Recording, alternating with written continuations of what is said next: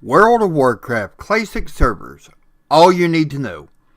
Are you looking forward to Classic World of Warcraft? Did you miss playing World of Warcraft Vanilla? Then this is the guide for you. Stick around.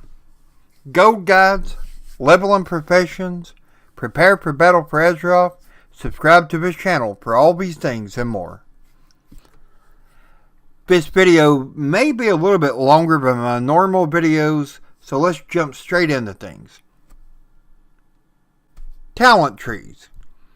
Talent trees of vanilla were more detailed and open for personal interpretation. You could even spend talent points across more than one spec. Arrows and bullets. Arrows and bullets were a must for any hunter, and you had to carry enough of them to fulfill your role in a dungeon or a raid. And if you ran out of arrows or bullets, your range ability became useless, and in many cases, you would get removed from the group. Ammo Pouch and Quiver. Ammo and arrows were held in ammo pouches and quivers, and much like any normal bag, you want to have the biggest pouch or quiver that you can get. Keys. In vanilla, we all had a key ring where we would store all of our keys, and keys were needed to gain access to specific dungeons. For example, a key for Scarlet Monastery was needed. Attunement. Attunements to raids such as Molten Core or Blackwing Lair were needed and could range from a few steps to complete all the way up to many steps to complete the needed attunement. No mount until level 40. That's right. In vanilla World of Warcraft, you had to wait until level 40 to be able to train or purchase a mount. Stack size of 20. Stacks of material were a maximum of 20 in a stack, instead of 200 like it is today. No looking for group or looking for raid. There was no looking for group or looking for raid in vanilla, and if you needed to form or join a group, you had to go to town and speak in general or in trade chat to find others, and this could take some time. No summoning stone. You had to run to all your dungeons and raids. Once you've formed your group, you'll need to travel to the dungeon and or raid on your own. There will be no summons because the summoning stones were not added yet. Mobs were hostile even in starting zones. In vanilla WoW, all mobs in a zone were hostile, even in your starting zone. Professions. Herbalism, mining, skinning, alchemy, blacksmith, enchanting, engineering, leatherworking, and tailoring. The choices for professions were fewer than what we have now, and leveling professions was not as easy or quick as it currently is now. Gold was not as easy to make. Questing, dungeons, raids, and even grinding did not give near as much gold in vanilla, and making 1,000 gold could take days or even weeks. No legitimate guild bank. Vanilla didn't offer guild banks at first, and they were introduced in patch 2.3 to help reduce player-created guild banks, which were prone to terms of service and terms of use violation due to the account sharing. Honorable and dishonorable kills. Honorable kill points were given for killing players close to your own level or higher, while dishonorable kill points were placed on your account if you killed guards or players a lot lower in level than you were. Dishonorable kill points could cause you to dip in PvP rank. PvP rank and titles. Many players would PvP for many hours per day to gain ranking and titles in PvP. However, this was done away with when people started to die because of related issues. I had a friend myself called Groundbuster, and he was found dead in his apartment after playing over 96 hours straight of nothing but PvP. No flying mounts. Flying mounts were not introduced until Burning Crusades. 20-man and 40-man raids. Vanilla raids were either 20 or 40-man raid instances, where mostly guilds ran, but occasionally you would find players waiting in town and trying to form a pickup group, otherwise known as a pug group. Usually pug groups would not end as well and would take hours longer. No two-person mounts. Two-person mounts did not exist, so if you didn't have a mount of your own, you were walking. No raid difficulty levels. Vanilla raids were all the same. Heroic, Mythic, Mythic Plus did not exist at that time. And these normal raids were filled with the hardest and most detailed bosses available.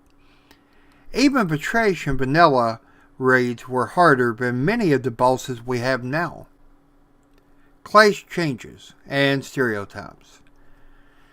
Druids, of course, were healers, and warriors were automatically seen as a tank.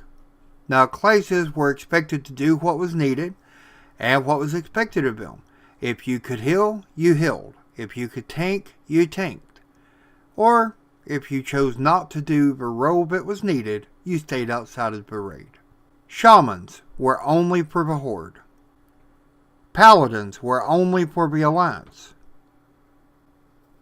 There were no Death Knights, Demon Hunters, Blood Elves, or Draenei.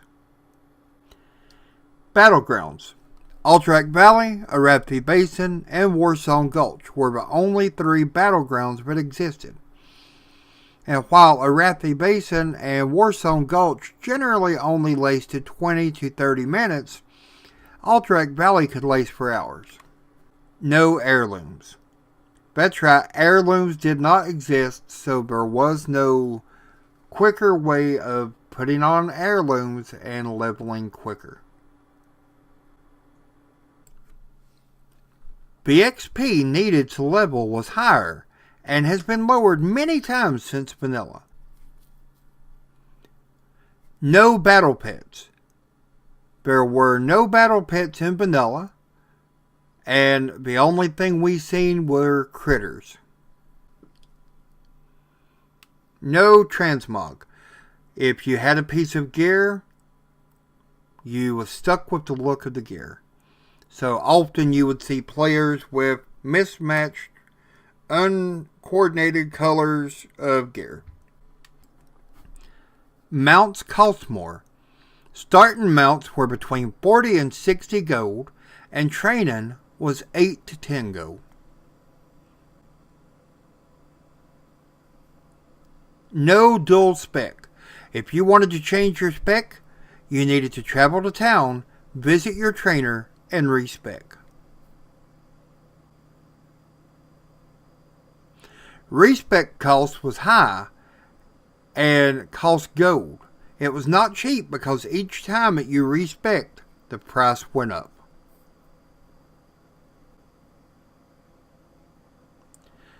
Dungeons were harder, and everybody had to know their roles and carry it out. Everybody had to know the fights. Even one screw up could cause the whole group to wipe. And even BRD, for example, would take 5 to 6 hours. Weapon skills. Find a new weapon? You had to level up a weapon skill to use that weapon. Otherwise, you would be missing and be dodged a lot. Value of gold has went down compared to what it was in vanilla, because gold value in vanilla was high, and even gold sellers knew that gold was big money, and they sold a lot of it and made a fortune. 1,000 gold back then was just as valuable as 10,000 gold is now. Achievements. Achievements were not even available, and players would often claim to have accomplished different things that they had not. And they did this to get attention, and to get others to believe that they were better players having accomplished these things. And there was no way to prove or disprove what they were saying.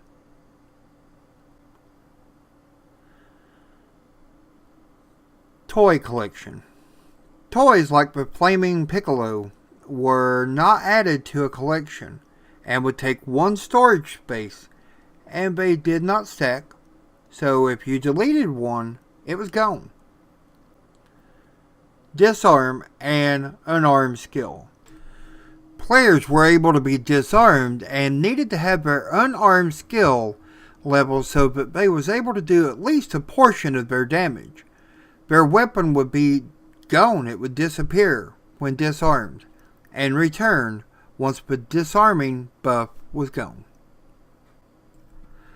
The Alliance had Druids, for Night Elf only, Hunters, Mage, Paladin, Priest, Rogue, Warlock, and Warrior.